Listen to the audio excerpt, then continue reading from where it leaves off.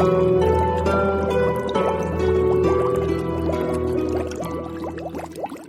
bitches! Welcome to episode 115 of C3 Crystals, Cauldrons, and Cocktails. I'm River. And I'm Ren. And today we're going to talk about Winter Kitchen Witchery. First, though, what are we drinking? Yes. So it seemed appropriate to do a hot drink since we're talking about winter foods and winter kitchen cooking and all of that. So this one is called Winter Magic. And it is a rum drink with a bunch of spices in it. It's so good. It also smells really good while it's delicious. cooking. And I'll give the recipe. We've got like 3 recipes for y'all at the end of this episode. So we'll actually give you the recipe for that one. But let's talk about Winter Kitchen Witchery. But first, I have a fun fact. Did you know that reindeer can see in the dark? And it's because in the Arctic Circle, it's dark a lot of the time. And so they had to evolve to be able to see in the dark. So isn't that cool? So I guess that's Santa cool. is smart to use reindeer because they can see in the dark. Well, then they wouldn't have needed Rudolph to light the way. Well, Rudolph was lighting the way through the snowstorm, just being able to see in the dark. Oh, okay. I see. Yeah. Anyways. So I felt like I should start it off a little bit because I am You're the kitchen witch. If that's what you want to be called, you know? So I wanted to talk a little bit about like ingredients, but more so like fruits and vegetables that you can use during this time. So some winter fruits that you could use are pomegranates. And pomegranates are often associated with fertility, abundance, and prosperity. And they can be used in spells or rituals related to creativity and manifestation. And then in their culinary uses, pomegranate seeds add a burst of color or flavor to both a sweet and savory dish. So consider incorporating them into salad, salads, desserts, or even in a cocktail. Yes, that's what I'm talking about. I love pomegranates. They're so messy, though. I haven't really figured out a way to get the seeds out without trouble. I don't know if there's such a thing as a pomegranate tool that will, de-seed them without crushing all the seeds. I just use like a spoon and like scoop it out like dessert style, like like the ice cream scooper, like that's really I try big to use round. My fingers because it's like each pomegranate little thingy it's almost like a grain of like a corn, like a piece of corn kernel. And I love putting those in my mouth and they burst and they're so sweet and I love having them in cocktails. I love pomegranates. But did you know pomegranates do not contain any cholesterol or saturated fats, not facts. Saturated facts. Yeah, they probably don't have any saturated facts either. And that a pomegranate tree can live for over 200 years. Which I thought that's fascinating. And then don't forget from our episode where we talked about Persephone, that was the fruit that she ate that now keeps her in the underworld for half of the year. It was a pomegranate. I mean, to me, I like pomegranates, but not like they're not my favorite fruit. Like they're meh to me. They're fun. I love them at Christmas. They are so fun, that bright red Christmas color. That's true. I don't know. There's just something about, I don't like pomegranate juice.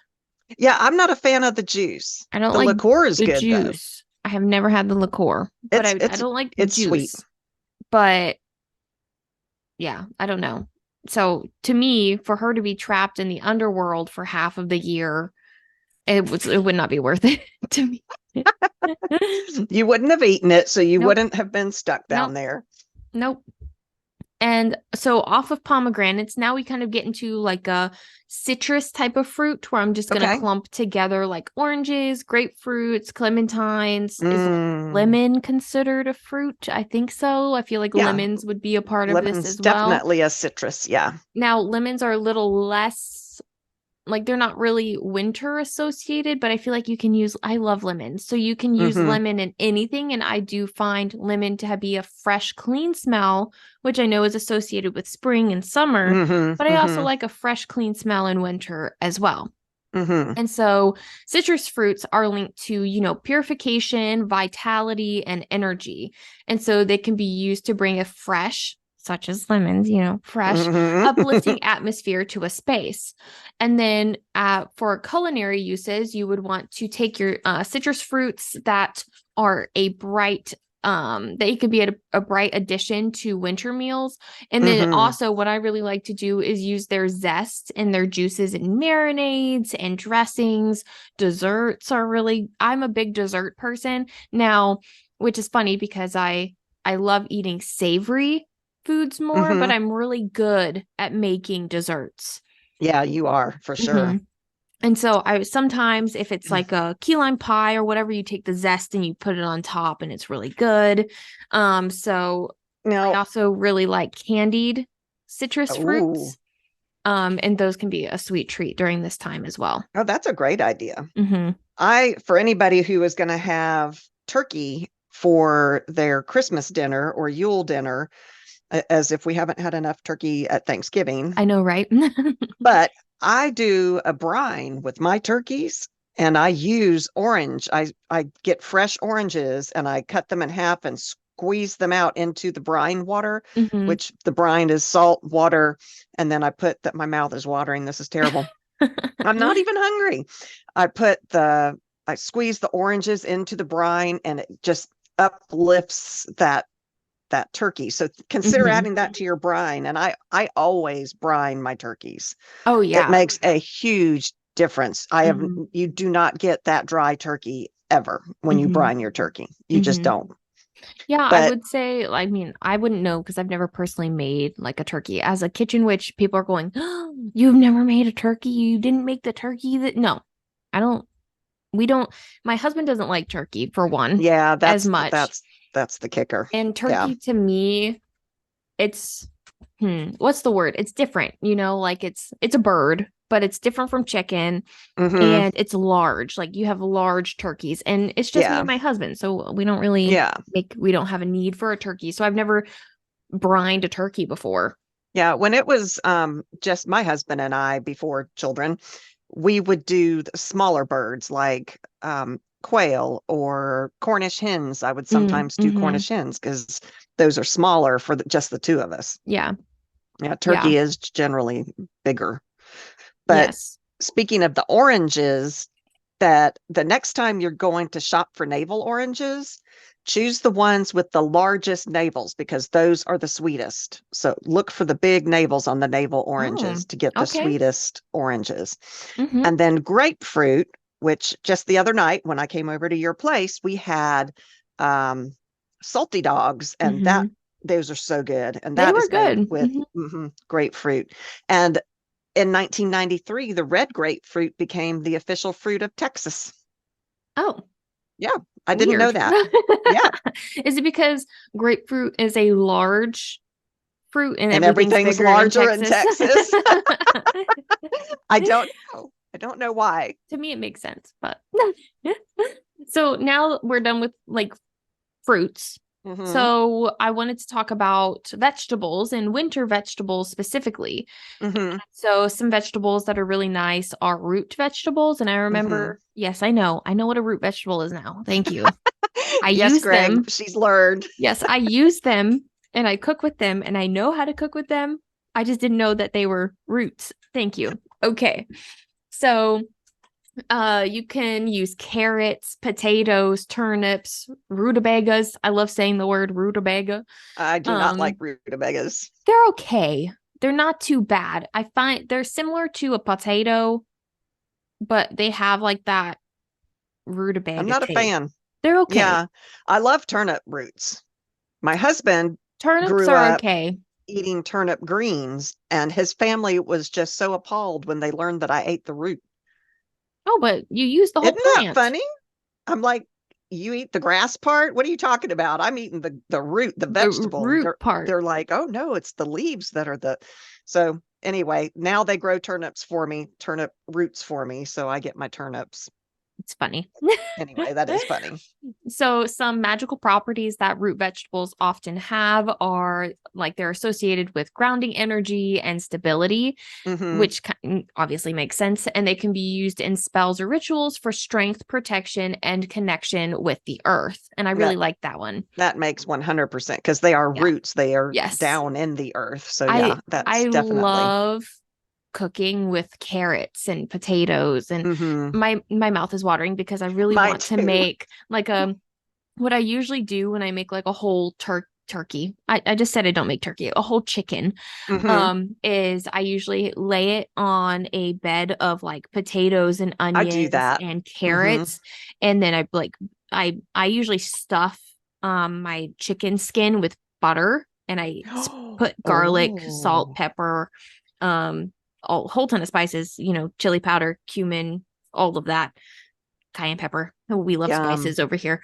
And we like make it that way, and then all of like the butter like drips off of the chicken into the vegetables. It's so good. And it's that warm meal, like it's that peasant type of meal that's comfort, so filling and warm. Yes. You feel safe and cozy. That when I do stews, I love a good carrot and potato stew. Me too. Go ahead. I just love food. I will eat the root vegetables in a stew. Even rutabagas I will eat in a stew. I really want like a beef stew right now.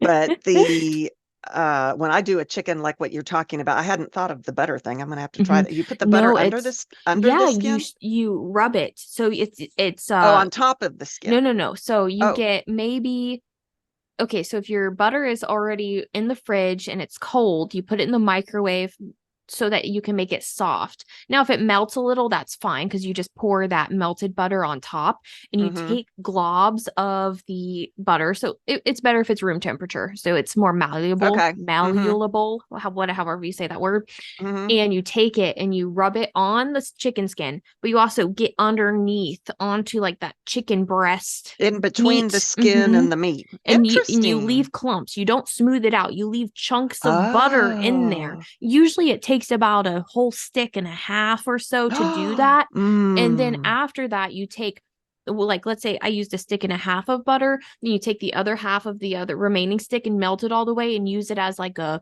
brine throughout, not a brine, like a basting. The basting. Yeah. Throughout the cooking process, as well as like letting it all drip down to the like little vegetables that you have. Vegetables underneath. I like to put an onion and carrots and celery inside. I don't make a stuffing when I'm doing a chicken. No, I usually just stuff mine with onions. And if I'm feeling spiffy, then sometimes I'll throw in some like fresh what is it? Basil or not basil. Fresh, what do I put? Sage? No. Is it rosemary? Because that's the common thing with chicken. Thyme. I do fresh thyme, and I'll like a whole ton of, I don't use rosemary that much. I don't like rosemary, which we'll talk about.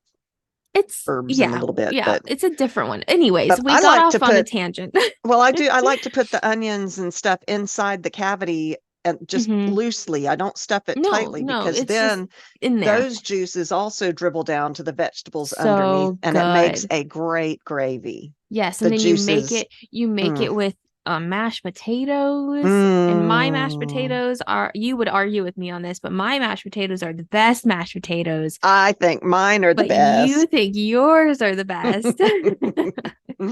But I love potatoes. I love cooking and I love food, and I love the magic that food brings because it can bring people together. It can make you feel happy and comfortable. It has that warmth, and that, I mean, I think that's one of the reasons why I really love being in the kitchen. And that's why I call myself a kitchen witch. That's truly what I am. And I know we're off topic off of root vegetables. Yeah, but we were talking about, we talked about the magical properties because they're all connected to the earth. Yep. And so some culinary uses, which I feel like we just covered, are roasting your root vegetables, and that can enhance their natural sweetness. I love carrots. I love roasted carrots. And so and like I just said, like you can create these hearty stews, and stew sounds so good. Stews or soups and casseroles with like mixtures of root vegetables, like mashed roots, like mashed potatoes. You can take some of those turnip roots and mash them into I the do mine potatoes mashed. and I have mash that. my turnips like mashed potatoes. So That's good. how I eat them. I They're love them. so comforting. It can be the main dish, it can be the side dish, it can be whatever whatever it is. Now the next winter vegetable, which is it took a lot to grow on me. I will say that they are Brussels sprouts. So Brussels sprouts, their magical properties are growth and abundance, and they can be used in spells related to personal development and prosperity. Oh, nice. And so their culinary uses are usually I roast Brussels sprouts with like olive oil and seasonings that could pertain to winter. So we'll talk more about what those are. And it's an amazing side dish for anything like that could go with my chicken, that I usually and then they can also be shredded and added to salads. They can be sauteed, or it could just be like a vegetable bowl with just a whole ton of other wintry vegetables. Oh my gosh, so good. I was never a Brussels sprout fan until I went to this restaurant. I think it was in Indiana even, and it was a farm to table restaurant. Ooh. And it was absolutely delicious. And I was like, this can't be Brussels sprouts. And it was just, I think, like you said, they were just roasted with salt and pepper and a little bit of oil. I mean, I just had some Brussels sprouts a couple of days ago, and my husband and we went to a restaurant, and they were flash fried. And so I'm imagining like they take the Brussels sprouts, like clean them and everything, and then fry them for maybe no more than like 5 minutes at all, like flash, like literally like boom, boom. And then they just sprinkled like bits of bacon or pork belly on them with like salt, pepper, and a couple of spices. And they were so good. I like they were amazing. honey roasted Brussels sprouts, like with the balsamic vinegar. Ooh. My God. I love honey. Now I don't think I talk about honey in this I kitchen do a witchery, little bit. Yeah. But I love honey. It's on anything. And I mean, my dog's name is Honey. Like I love honey, So, I mean, I love cooking. Gosh, I love this episode. Me too. Me too. It makes my mouth is watering all the way through. I know. But yeah, I think you were the one that taught me how to do roasted Brussels sprouts in the oven. They are so good with the oil on them and everything. Yeah, you just put a little bit of oil, and I really love on Brussels sprouts the chunky salt. Oh, the chunky, flaky salt is the way to go. Now, I feel like I'm talking like as if I know what I'm doing, but half the time in the kitchen, I don't have any rules. I don't have any measurements. That's me too. I have nothing. I eyeball it. That's our problem with trying to put together this cocktail book we keep talking about. Yeah, I know. When is it going to come out? Jeez. I don't know, because we can't come up with measurements. I really think it might be a measure with your heart book. I don't know. We'll reconvene. Yeah, that we'll come back to that. Okay. And so now, after we talked a little bit about Brussels sprouts are really like when I think of Brussels sprouts, I think of winter. And then when I also think of winter, I think of squash. Like the winter squash, like butternut, acorn, kombucha. I love butternut. How do you say that one? Kombucha. Kabocha. I think it might be kabocha. Whatever it's called, it's delicious. Whatever it is, yeah. I just go. I need one of those. And so, squash or winter squash is often associated with protection and warding off negative energies. Throwback to our, to our Halloween discussions. Oh, yeah. So, throwback to our Halloween discussions off of warding off negative energies with the jack-o'-lanterns, and we have like the winter squash, and they used, they used butternut, and they used squash, and they used turnips and all of that. Pumpkin's really a winter vegetable, really. Is it though? I mean, it comes in the fall. It's fall, but is it winter? I mean, I don't know. I love a good pumpkin I drove past a house today, and it had these cute little nutcracker statues up outside, and right next to them were the pumpkins that were left over from Halloween. I'm like, wow, that would be Wow. me. Yeah. Let's just throw all the holidays Everything. Yep. together. All of it together.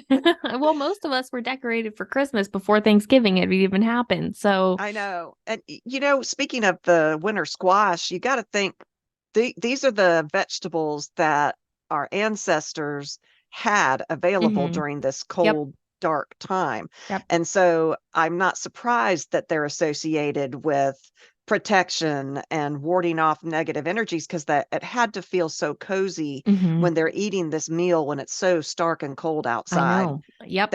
It had to have brought this lovely Like feeling to warmth. them. Yeah. Yes. Oh man, Yeah. I love food. Oh gosh, I don't know how Me many times I'm too. going to say that. But any of these squashes can be used in rituals or spells that you can use them for creating that sense of security. Like Hmm. if you want to have that protection, that security, use winter squash in your cooking. Hmm. And then culinary uses, you can roast or puree winter squash for soups. Man, I Mm. love a good soup, Hmm. stew, or side dishes, because some people I mean, I've never tried it. I should, where you can take a butternut and you take a fork and you scrape into it after you roast it a little bit. You can Yeah. create noodles, I've like a seen that. sort of I've type never of tried that. like noodle, like a faux The one. spaghetti Yeah. squash or Hmm. something. Yeah. I feel like it would be delicious, and so the natural sweetness of the squash pairs really well with like warming spices like cinnamon and nutmeg. So you could do something sweet, you could Mm. do something sweet and savory. I just Sweet love it. potatoes are good for that too. If I'm you not a do fan of sweet potatoes. really, I love Really? sweet potatoes. Mm-hmm. Mm. Well, maybe I've never given them a try because I tried them once a little bit ago and I was just like, ooh, that's not my Did you thing. try And I them by haven't tried themselves, them. or did you try them in a stew? Because in a stew, they add a sweetness to the No, I haven't stew. tried them in a stew. So maybe I should buy one and experiment with it. Hmm. Mm-hmm. But I loved adding the butter and the cinnamon and the nutmeg to sweet potato. Mm-hmm. It's it's So, tasty. so good. My mouth is I watering. know This is food is terrible. so good. Mm. But did you know also that butternut squash is supposed to be really beneficial for your lung health? I had no idea. I mean, I Hmm. knew just overall well-being, and of course it's got vitamins and things that you need, but there was a study that shows that it can reduce the risk of lung cancer. Oh, Isn't that okay. That's fascinating? cool. Yeah. That's how do they test that? I don't know. Interesting. Yeah. Hmm. Yeah, I don't Now, know. the next one that I'm going to talk about is not a fan fave, I will say. Right. Yeah. It's kale. Ooh. Now, a lot of Ooh. people love kale and a lot of people Yes. don't love kale. I feel like there's not many people in between where they're like, kale's okay. It's Ooh. either you like it or you don't. Yeah, exactly. Now I am kind of in that middle. It's okay. It depends on how you make it. One of So my kids does kale shakes. She's into the health stuff and all that. And mhm, she's got one of those, what is it called? The little, like the NutriBullet yeah, the thingy. NutriBullet. And she Mhm. makes these kale things in the morning. And I'm like, They're that's like gross, but she loves them. when you incorporate kale into a shake like that, you don't even really taste the kale, That's but what you're she getting all the claims, but nutrients and vitamins mm, from the kale without having the pass, taste of the kale. pass. Anyways, Anyways, so kale is linked to strength and resilience and transformation, and okay. it can be used in spells or rituals for personal growth and overcoming challenges. Oh, So, I like that. maybe you need to throw some kale into your morning smoothies, River. Maybe I do. Mm, Suck it up. suck it up.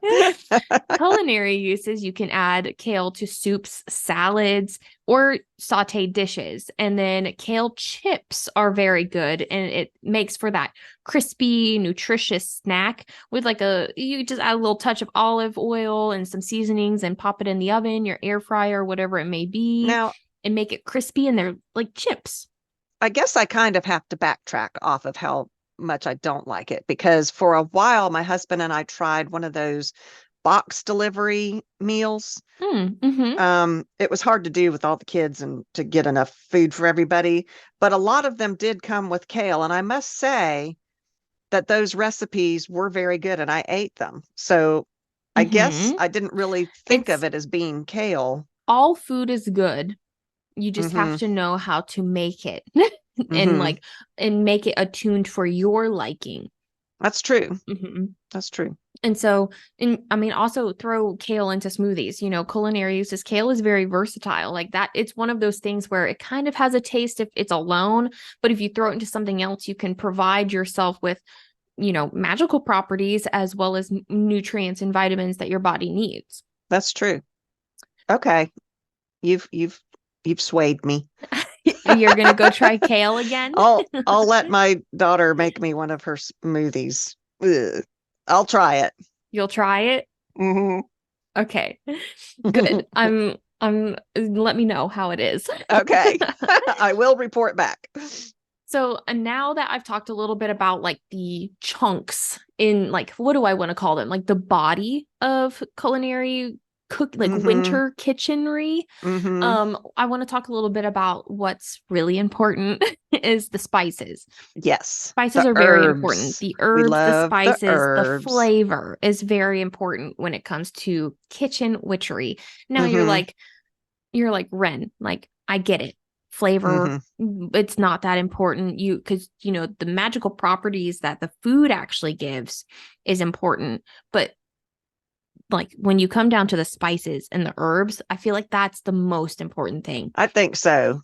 That's what I mean. You can change the flavor of anything by using different spices.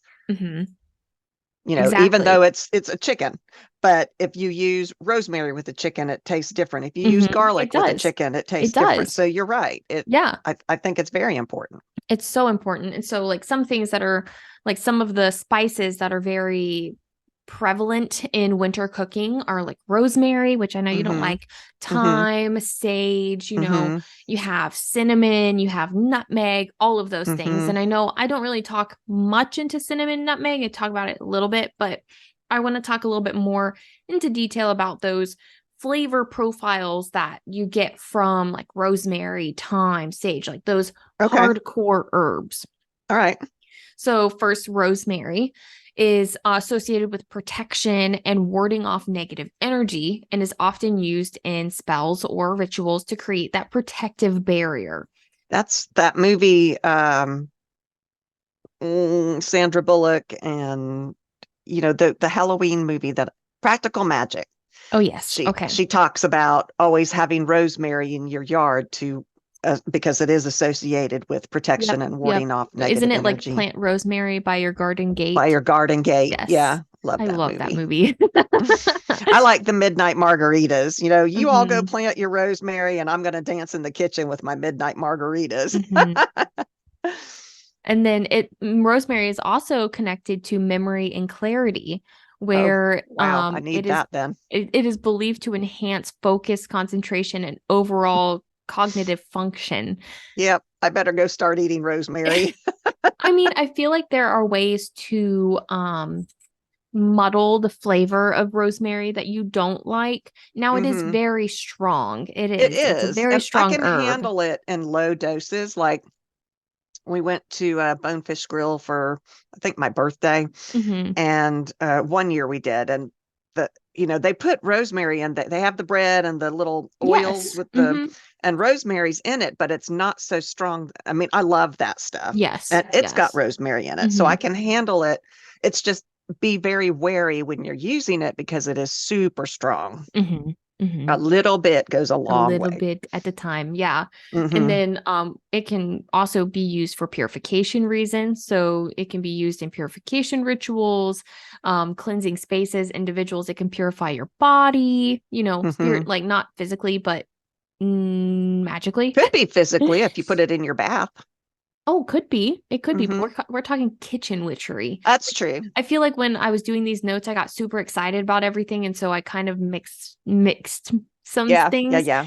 But I also think off of this isn't kitchen witch, but if you want to purify your space, you could, use it in some of your sage bundles and stuff to purify as well. You can purify the kitchen with it too, since you're in the kitchen while you're cooking.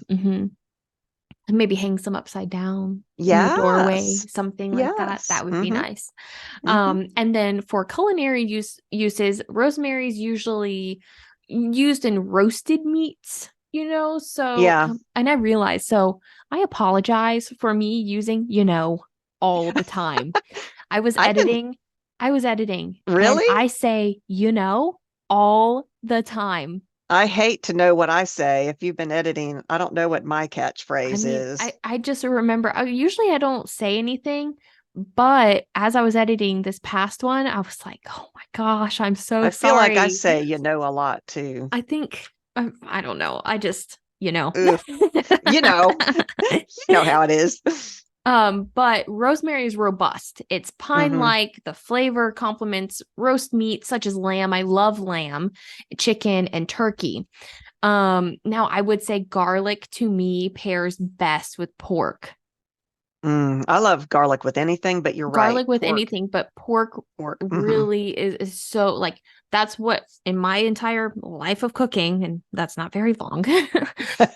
I think that garlic complements pork the best. That's pretty much all I put on my pork roast is salt, pepper, and garlic. Salt, pepper, garlic is my basis for everything, and then it branch out from there. Like it's not like, to me, the salt and pepper and garlic it's just like, that's not even a part of my palate. Like it's just there. Like that's the baseline. It's the base. My palate. Yeah. So anything else is added on is the flavor. But you can also use rosemary with your potatoes, with your root vegetables, and it pairs really well with roasted vegetables specifically because it adds like those savory notes to the dishes, that those, like the sweetness, like if it's with carrots, the sweetness of the carrots come out and balance with the rosemary. Yeah, I know it pairs really well with chicken. You can't go to a restaurant without a chicken dish that has rosemary in it. Yeah, and I can't there's order a lot of those because it's just too heavy for me. I don't it's not too bad. It's not a flavor that I would seek out or crave, but if it's there and I have it, then it's fine. Now, I love to use it in spells, but we're not talking about that. We're talking about kitchen witchery. Yes. So I do have a use for rosemary. I'm not saying I don't use rosemary. It's very potent with spells, but not for my kitchen witchery. Yeah. Now, another herb is thyme, which I love thyme. I do too. I like thyme a lot. It's so clean. It's like a clean, a crisp flavor. So thyme is known for purification, courage, health, and healing. So for purification, thyme is considered a purifying herb. Like that's just what it's known as. And so it's often used to cleanse spaces and promote positive energy. And so if you're making something roasted, if you're throwing it into a stew, think of that positive energy in like being infused into your food. Yeah. And think about who you're feeding. Like sometimes a family, everybody's grumpy, somebody failed a test, somebody, it was a bad day at work. And when you're all coming together at dinner, you can use your kitchen witchery with your food to help cleanse that negativity in your family, to help clear the air and promote positive energy. And thyme for sure is one of those herbs that can do that. And, as you're cooking, focus on your family and what it is you're trying to help them overcome and that kind of thing. Yeah, it is a little bit more than just what you're using. It's also the energy that you're putting into it. My husband will say, man, you didn't make this one with love tonight, did you? Because it'll have a different flavor. If I'm stressed that day and I come home and I cook or whatever it is, or I cook after, a long day, it just, sometimes there are some foods that I make exactly the same. They just taste different because my energy is different. See, and I think that's what it is. It's not that you didn't make it with love. It's just that your energy level was different. Sometimes I made a joke, and it was a pretty funny joke. Sometimes I don't know who I was having this conversation with, but it was about my husband, and they were like, "Oh, how do you cook for him on days where you're mad?" And I said I cook with hate. Wow. I infused the dish with hate. It was a funny. Pass it on to your husband. Maybe. Maybe. But it was a funny joke, and it's kind of a joke, kind of not a joke. So courage is also another time associated. Okay. Oh, wait. Whoa. Associated with the herb of time. Wow. Herb of time. Herb time. Time. Time. Wow. Okay. Associated with courage and inner strength, time is used in spells to, kind of encourage one and kind of resolve that doubt and all of that in within you. And so I feel like that's also really good in food, because food makes you feel good. And if you have this encouragement in a bowl, if you're eating like a stew, then that it just sounds so good to me. I mean, I must say, going back to families and eating together with your family, there is an energy there just because you're all together. But to bolster courage, maybe your kid is trying out for football, or maybe there's something they're afraid of. And, when you're cooking, you can use these things with intent to help your family on all of these different things that they might need. Wow, that came out funny. Exactly. And then, like I was saying, I mean, I feel like a lot of the herbs and everything are multi-use in culinary uses. So you can use them with stews and soups. You can use them with roasted vegetables, all of that. Time was actually named after the Greek word thumos, which means courage. Oh, I didn't know that. Yeah. That's cool. So, I mean, it makes sense that courage would be one of its characteristics. Yeah, that's true. I like that. Yeah, I love the stews, and thyme is one of the ones that I would use in my stews. I love it on chicken. That's just like one of like the main ones. That and parsley. I love parsley on anything. I like parsley too. I like parsley with seafood. Yeah. I'm not a big seafood fan. My husband is, but whenever we do seafood, it's not like with really nice herbs on top. It's more of like a seafood boil type of vibe. Like, oh yeah, you do those. That's good. That's true. I do like crab salads and things like that, and parsley is perfect in a crab salad or a crab bisque even. Yeah. I love parsley. Now, another one that I'm not a big fan of cooking with it as much because of the flavor. I don't know. There's something with it. Sage. Sage. It's another one with a strong flavor. Yes. I would prefer rosemary over sage. Not me. I would prefer sage over rosemary. So the magical properties of sage, we all know and well what sage can do, but it's associated with wisdom, clarity, enhanced intuition. It can often be used in rituals for spiritual guidance. It can be used for protection and ward off negative influences and energies. And it can also be used for cleansing. That's where we get our sage bundles from, and that's how we cleanse spaces. And so it's a powerful herb, and it is commonly used in, smudging rituals, but that's not the term. No, because that's the closed practice. But the burning, we haven't come up with a term. Burning bundles, I guess. Rituals, yeah. But in the culinary uses, you can use sage as a classic herb in stuffing recipes and holiday feasts. You throw some sort of like bay leaves. You throw a sage leaf into your stew, and then you take it out when you're done. Things like that. The only time I really use sage in my cooking is with my dressings and my stuffings, which I used it in my dressing that I made for Thanksgiving this year. And I love it. It's a very good flavor. I love the sage, but you've got to be real careful with the amount you use, because it's very strong. Yeah. And one of my favorite things to do if I am doing something with a strong flavor like sage and rosemary and bay leaves is you make butter and sauces out of them. So you infuse butter because I make my own butter. And so That's so cool. I'll infuse these flavors into the butter. My favorite one is obviously garlic butter. You have like For whole sure. chunks of garlic. Oh my gosh, I love food. And so you add all of this richness into, like, you could do pasta dishes, you can do sage infused sauces. Like there was a sauce that I made the other night, sort of like an Alfredo, but it had parsley and like oregano and herbs in it, like infused in it before I cooked it. So you can do stuff like that where it's really good. And then like I like honey butter. I love honey butter.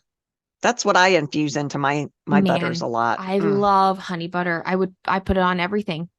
I me really too. do. For Thanksgiving, it was a big plate of food and then like a double the size of honey butter on top. I wish I wasn't allergic to bees, because I would love to have like your own bee colony. My own beehive. Yeah. And have my own butter. That would be really cool.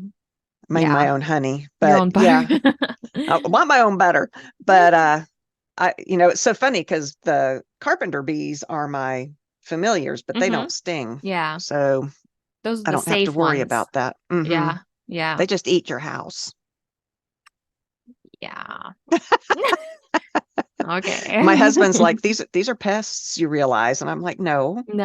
And I put up little houses for them. He's like, you're making more of them come. I'm like, yes. And he's like, they're pests. I'm like, no. Anyway. Yeah. So now, since we are talking about winter and the kitchen witchery, something about winter reminds me of like herbal remedies. Yeah, well, we get sick a lot in winter. There's always a winter cold going around. And so, I mean, some things that you could use in your herbal remedies to help you stay warm, to help you have, a supported immune system, is stuff like elderberry. I can't pronounce. I can't pronounce the echinacea. Echinacea. Thank you. See, I just look at it. I'm like, yep, I know I need it, but I'm not ever going to be able to pronounce that. Echinacea, ginger. These are all really well-known herbs that are used to support your immune system. And then they also possess unique properties that contribute to their effectiveness in supporting your immune system. And so elderberry is rich in antioxidants and primarily the anthocyanins, however you say that, which helps neutralize and free radicals and support overall health. Yeah. They neutralize the free radicals, which are what are in your body that make you age so poorly. So maybe something with like elderberry would be nice in like a skin product or something. Yeah, maybe. I actually take elderberry gummies because it supports your immune system and that kind of stuff. I probably should take something to support my immune system. I feel like I eat enough of this stuff to have a supported immune system, though. Yeah, that's true. I feel like my body is eat pretty healthy. Yeah. Well, what's the word? Like balanced in what I need. Kind of. Well, and you also are very careful about what you eat because of you got celiac disease. So you are very mindful about your food. Yes and no, because sometimes I'll have like my proper 3 meals a day, and then sometimes I'll only have 1 meal a day because I have so much going on. But that is not good. No, I do try to get everything that I need in though, like all the vitamins and like enough vegetables. You can have a kale milkshake for breakfast. Milkshake, or whatever it is she makes. I don't know, some kind of kale slurry. Smoothie. Okay, smoothie.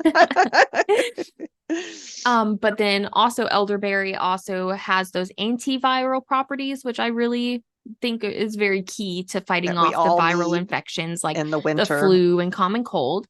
Yeah. But it's also an anti-inflammatory where it helps reduce inflammation in your body, which I get super bloated and I do have a lot of inflammation within my gut because of celiac disease. I didn't know elderberry helped with that.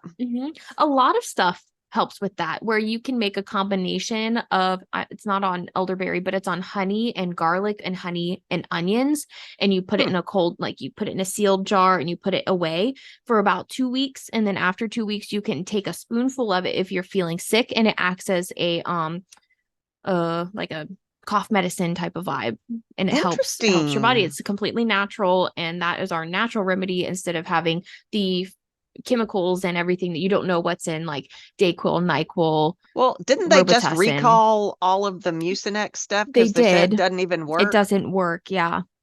Yeah, so this home stuff might be better. I mean, I'm not knocking science. I believe firmly in science. But I do also believe that the nature that we live in provided everything that we need to help ourselves. Now I sound like a hippy dippy, anti-vax person. That's not what I'm saying. No, I'm just you're saying not. That, I mean, keeping that in your pantry doesn't hurt to try. Well, and a lot of the science that they use now, these medicines that we take, come from the things that our ancestors used from nature. Science has been able to pinpoint what it is in the echinacea that, or what it is in the elderberry that does these things, and then they make medicine out of it. Yeah. But that doesn't mean that eating the original things also doesn't help. True. Yeah. And so in the culinary uses, you can create syrups and tinctures. And so it is commonly prepared as a syrup or tincture for immunity support or immune support. And these can be taken alone or added to beverages, to whatever you need to be able to take it. I wonder, an elderberry syrup like on pancakes sounds lovely. I think, yeah, if you had enough sugar. I wonder how sweet elderberry is by itself. I mean, because I eat the gummies and they're sweet, but I feel like, don't take my word for it, but I feel like based on my personal experience, and it could have been like a ripe or non-ripe elderberry, but they're pretty medium, like between sweet and not sweet. I wonder if we could put it in alcohol. Oh. Elderberry cocktails, y'all. Stay tuned. Dun, dun, dun. Bum, bum, bum. Okay. And so now let's talk about echinacea, where it supports our immune system, but it also stimulates our immune cells. And then it's an antiviral and antibacterial. What would you call it? Thing. Like a herb remedy thing. Berry, fruit. It's not that though. But anyways, it's antiviral, antibacterial, and can help to prevent like ailing colds, like whatever it may be. It can help with your body's defense mechanisms. And then if you use it to cook with, you can put it in teas and infusions. And so that's a common method of getting echinacea, is drinking echinacea teas. Is that a word? I don't know. It sounds good to me. And then ginger. Ginger is also an anti-inflammatory. It is antioxidant. Am I saying that right? It doesn't sound right in my head.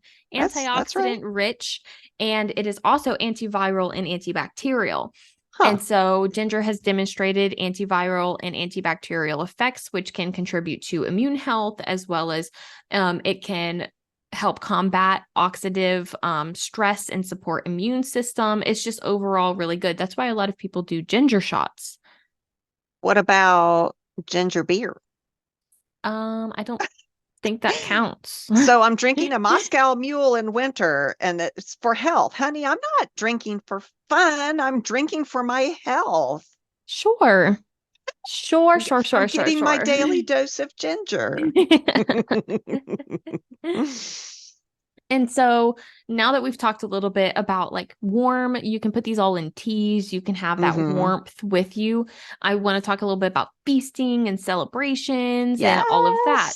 And this is where I talk a little bit about like the cinnamon, nutmeg, and cloves that I didn't quite have with the other herbs, because I don't know. I feel like cinnamon, nutmeg, cloves have different, I guess, vibes to me. Yeah, I think so too. And so cinnamon represents love, spirituality, prosperity, and they're great in desserts, Wow. See, I just said, I'm trying to catch myself.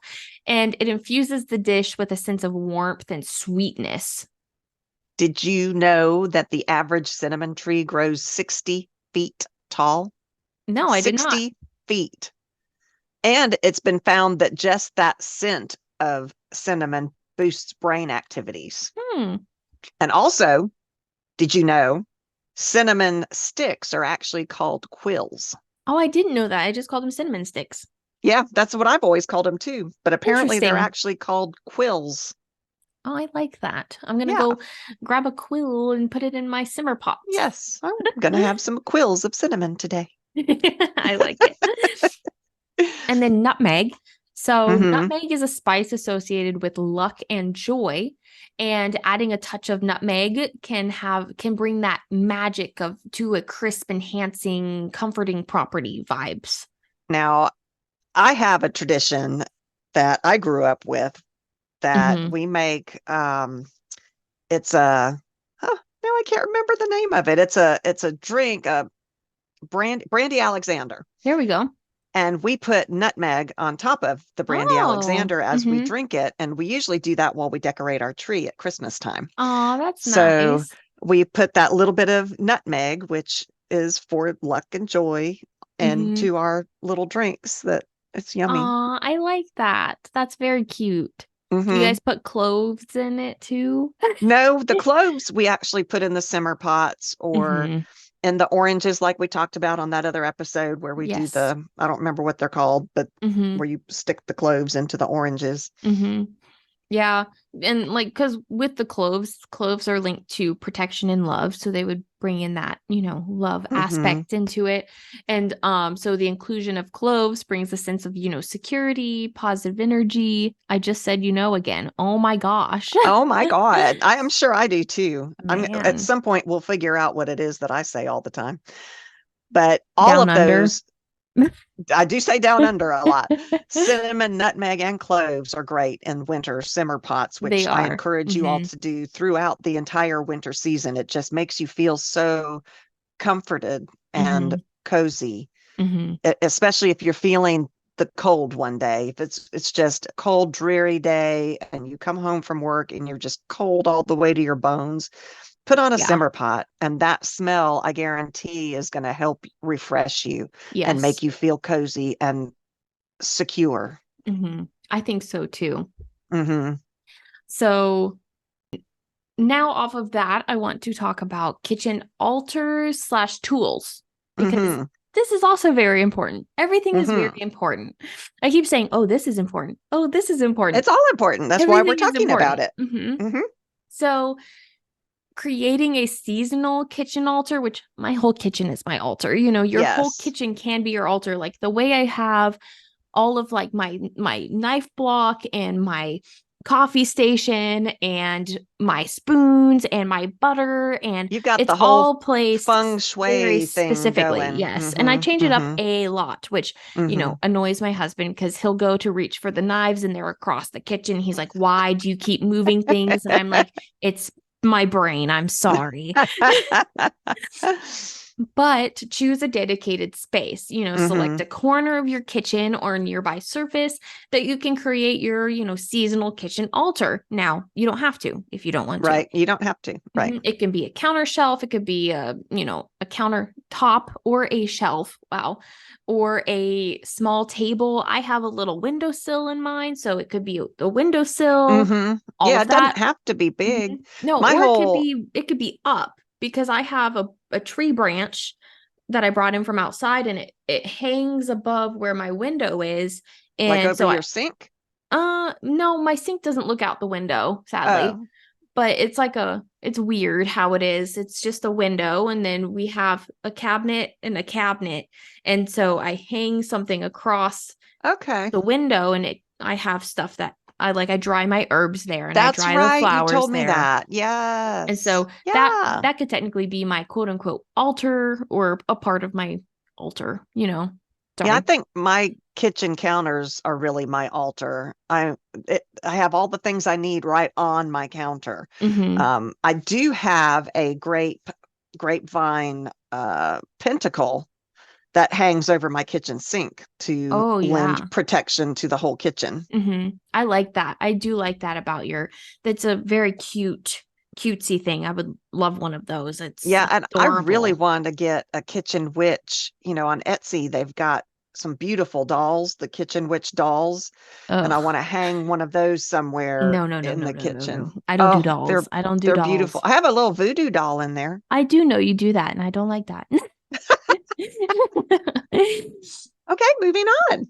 Anyways, I just don't do dolls. They're, as I say that, Creepy. Yeah, but you don't like dolls. You can see my Yule tree, and I have a Uh-huh. Santa on top of it. It's basically a doll. Mm-hmm. I guess you could say Yeah, that's but a doll. it's not the same as normal dolls. Like he's hollow because he sits on top of your tree. That's true. He can't go anywhere, hopefully, knock That's on true. wood. Yes. Yes. Anyways, enough about dolls. I don't like dolls. So, seasonal decor is also very cool around this time because you can Mm-hmm. incorporate those seasonal decorations based on the time of year. And specifically in this time, you could bring in pine cones. You can have winter greens, ornaments, or, shades of white, silver. I said, again, wow, and blue. And I I think this is a agree. great I way mean, to liven up your kitchen a little bit. that's the thing, because the kitchen often is considered the hearth of the home, and it was back in Mhm. our to our ancestors. That is Yeah. where the kitchen fire was. It was warm in there. That was where the good smells came from. So Hmm. the kitchen was the center of your home. So to bring decorations that honor winter into your kitchen is a great idea. Hmm. I think Yeah. so too. I really love the idea of hanging like little something in the kitchen. I Hmm. especially like evergreen based on our Yeah. last episode. I don't One know of the recent ones, I'm not sure. where we talked about evergreens. I think that would be nice. But Hmm. you also have to again remember that they are flammable if you're using real or plastic or For whatever. So sure. you have to be safe Hmm. in kitchen Hmm. environment. Hmm. Same with candles. I think candles are also very important in kitchen witchery, even if you're not cooking with them directly or just Hmm. fire in general, because that's how you're making your food. Even if Right. I have an electric stove, I would love a Right. gas stove with the real fire, but that's just Hmm. not the area that I'm in, that we Hmm. just don't have gas. Hmm. And so fire is also very important for bringing our food, like cooking our food and how having all of that a part of, wow, I have to stop You saying know. that, a part of what kitchen witchery is. Uh, And so you can choose those colors of your candle or whatever it may be with the season. It could be that white, silver, blue, gold, anything like that. It could be green, it could be red. And hmm. then if you are placing a candle within your kitchen or on your altar, you can then consider placing candle holders, or it could be something else. It could just be a little bit of anything. That's true. And then be careful with the open flame, of course. Don't Yes. leave it unattended, blah, blah, blah. But not only can you use candles, but as a kitchen witch, you can make them. Hmm.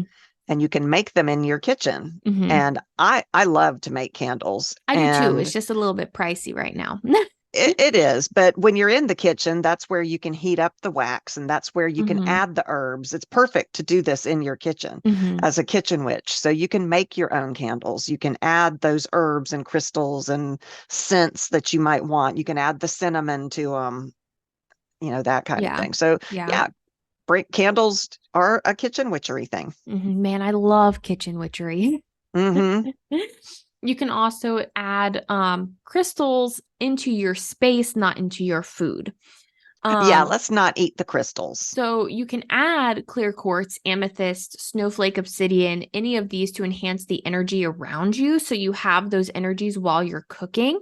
Now, I Hmm. would say if you want to incorporate types of crystals into your food, that would be where you could get the chunky rock salt or sugar Yeah. or something like that. Yeah, those are crystals. You're They right. are crystals, and it might feel a little bit more magical than just normal salt, or you can use Hmm. Himalayan salt, but you can maybe have a Himalayan chunk I and do some love sort of Himalayan. scrapey Hmm. or whatever it is.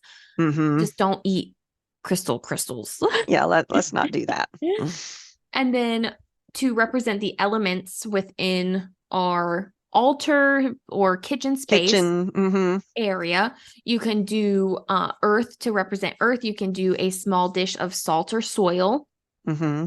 like small dish as in not food dish, but dish in your environment. Yeah, don't put the soil into your food. If it's salt, that's fine. Yeah, you can put salt in your food. Mm-hmm. And then air, you can use something as simple as display feathers or decorative incense holders. And with water, you can place a small bowl of water or seashells or what else? Like maybe river pebbles, something like that. And then with fire, you can use candles or small lanterns, anything that represents fire to you. And these can all be hypothetical as well. They don't have to be physical. They can all be within you and have that resonate out of you into your cooking versus them being physical in your environment. Yeah. Off of the elements and everything, I thought we should get a little bit into what we actually use in the kitchen. And so these are like our kitchen tools. These are everything that we use. So spoons, pots, pans, whatever it may be. And so instead of calling it a pot, I want to call it a cauldron. It is a cauldron. It really is. So cauldrons are often associated with, transformation, brewing, elements of water, which I didn't know. And then they symbolize the, quote, womb of the goddess and are used for mixing magical concoctions. Now, I know we talked about cauldrons. We did a whole episode on cauldrons, didn't we? But I don't remember. Yes, we did. That was I don't remember. Like a year ago, 2 years ago. It was like 2 years ago. It was very long, and I don't remember. And I bet you our notes weren't as detailed as they are now. As we have learned to do now, yeah. So I just thought that was cool, like element of water, but they are usually made of cast iron. Like like when you think of cauldron, you think of the cast iron, right? And to get water on your cast iron and leave it, you would have rust. And so I didn't know that was a part of it. Yeah. And so you have some correspondences that are common, like the cauldrons are commonly used in potion making, spell work. They are versatile tools. And you can choose whatever resonates with you. It can be made of iron, copper, ceramic. It can be a normal pot or pan, whatever those are made of. It could be, don't forget that the crock pot is an electric cauldron. That's very true. I use my crock pot all the time, and I consider it my cauldron. See, my cauldron, quote, electric cauldron is a flower. It has flowers all over it because it was gifted to me from my grandma. Grandmas love their flowers. She really does. And she was so happy. And I'm not bashing on it. I love my You like flowers. Cauldron. I do like flowers, but they are bright, vivid pink. Are they granny flowers? They are granny pink and bright yellows and blues. And that's not quite my vibe. So if you walk into the kitchen, we store it up top onto our cabinets because we don't have much space. And so it's just this pop of color in the midst of like all my dull, muddled like earth colors. It's funny. I think I told you guys that when I do my family barbecue, we do a family barbecue. And everybody comes and we have this big, it's a true cauldron. It's a big metal cauldron. I remember you saying I think that. I did tell you all, and we were making the Brunswick stew in it, and I was stirring it and feeling so witchy. It was so cool. So you can have an actual cauldron too. Yes, you can also have an actual cauldron. And I would love when my husband and I move into a metaphorical house in our future. I would love to be able to, build it myself and have a hearth in the kitchen itself where it has a pot that hangs in it, and it would be of wood. And I would love to have that and make stews on it and all of that. At what's that restaurant? Cracker Barrel.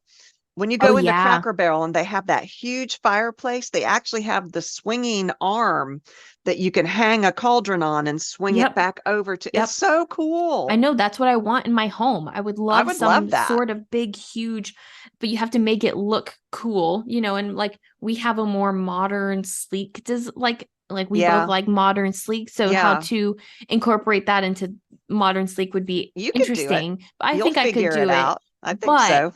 I would love one. And then to just imagine like any hypothetical future children, like helping me cook on that, like and swing the stew in. Oh my gosh, it would be so much fun. And I think it would be so for my kids too. Yes. Hypothetical kids. So now we've talked about the cauldron. Let's talk about like a kitchen knife. So the knife represents the element of air and is a tool of precision and intention. And it is often used in spell work for cutting ties and preparing ingredients with focused energies. And their correspondents are, very interesting because different knives mean different things. Right. And so, for example, a bowline, which is a ritual knife, may be used for cutting herbs and inscribing symbols during rituals. But like a normal kitchen knife is like hefty and anyways. And you've got the athame, which is not used in the kitchen at all generally. Yes, so do you have a favorite knife? I have a favorite knife at my house. I have a little favorite free paring knife that we won in like a little thing. Oh, how fun. I broke off the handle on accident, but I still use it. It's my favorite. Yeah, I've got one. My husband and I fight over it when it's time, when we're cooking together. We both want to use that my knife. It's my knife. It's my witchy knife. Now, another thing that this is probably an important thing to me is using more natural, incorporating more natural things, such as wooden spoons. I was trying to figure out another way how to say that, but no, it wasn't working. So wooden spoons have a connection to the earth, and that's, I love using wooden spoons. And they are seen as grounding tools, and they are often used for stirring potions. And I think of soups as potions and stews. Potions, me too, by the way. For sure. And cooking magical recipes and infusing intents, like your food with intent, you know. There it is again. So then you have the correspondences. So if you choose a wooden spoon made from wood that can hold a specific magical property, such as oak stands for strength, and willow for intuition. I don't know what mine are. I must Probably say, oak. Etsy, again, I love Etsy, has some wonderful wooden spoons that are, the artwork on them is burned into it. And you can have they have all kinds with witchy designs. So yes, go to Etsy if you're looking for a gift for a witch or a gift for yourself. There are some beautiful kitchen implements that you can buy for your kitchen witch and the one in your life. But those, so beautiful. There's some really of those beautiful wooden spoons ones. are beautiful. Yes. And I mean, just to run it by really quick, because we are running a little long. You also have mortar and pestles, mixing bowls, like anything that you use in your kitchen is a tool. It could be your cutting board. It could be your paper towels. You know, it could be, I love kitchen towels, like rags. I love rags. That to me, I love I have so many and I always want to buy more. And my husband's like, stop. Well, and so that to me is important. I think what's important really about all of these tools is how our intention is used with them. A spoon is just a spoon unless you use it with intent while you cook. We do have a couple of recipes. I'll probably do one and River will do one. And one that I thought was actually like, I don't know. I've been having a lot of it this time of year. And that is a spiced apple cider. And we'll also post these on our Patreon. And I might have posted a spiced apple cider one. You might have. I might have. This one's a little bit different. I like to play around with Change it up. Yeah. And so for this one, I used apple cider, cinnamon sticks, whole cloves, oranges, ginger. You know, that one's a little less ginger than orange slice. I used a little bit more orange slices. And then I've been playing around with honey, using honey and maple syrup, either or, not both. And that's the maple syrup is much, I don't want to say sweeter, but it is. It has that it's a different flavor. Than the honey. And so in the spiced apple cider, I really do like the maple syrup a little bit better than honey. But honey if you don't want that maple taste, then you have that smooth, sweet honey taste. I feel like in wintertime, honey is important because it's that golden sun that we don't have in our lives right now. Yeah, but I don't know. Maybe that maple syrup is so good. That's true. Yeah, and then I always add a little pinch of nutmeg on top for that warmth. Now, I mean, like I will put all the instructions and stuff, but I mean, based on that, like the oranges represent creativity, energy, vitality, positivity, whatever you want to, say it adds. And then the ginger to me is linked to like passion and success and power and all of that. And it also adds like a little kick to it. Like it has a little bit of twang or spice, not it spice, does. but spice. It's kind of a burn almost. Not really, but kind of. Yeah. Yeah.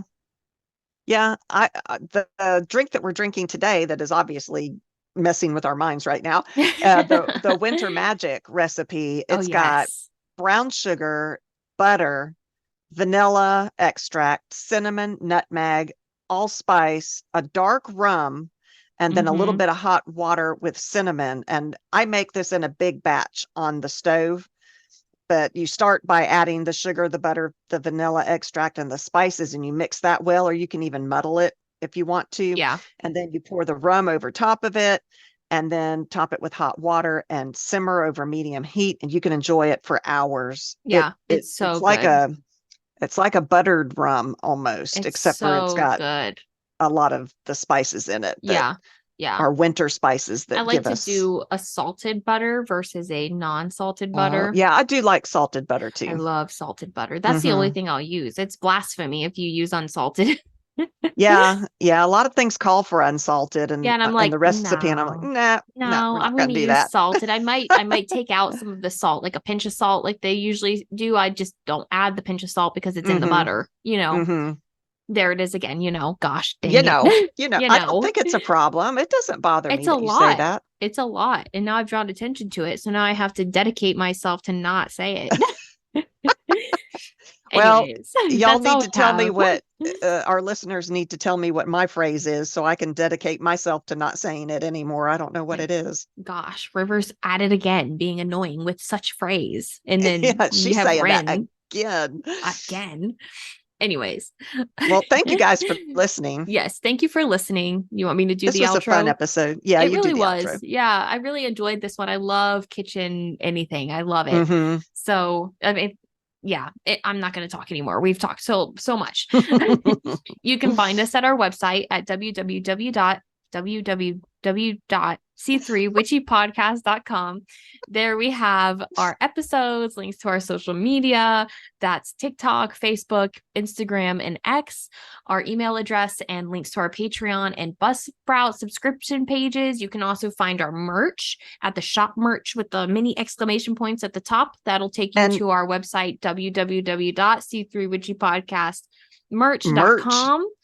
And we have to say, we've got our new merch out, and thank you so much. We've got our patrons have already ordered some. That's so exciting. We got Paula and Jessica. Thank you guys so much. It really helps support us when you all do buy those exciting things. Yes. It's, I mean, we made those and then you guys love them enough to buy them. It's just super exciting. It makes me so happy. I know. I'm actually love it. Wearing my Happy Yule shirt right now. Yeah, I got mine in the mail. I don't have any of mine. I don't have any of my designs.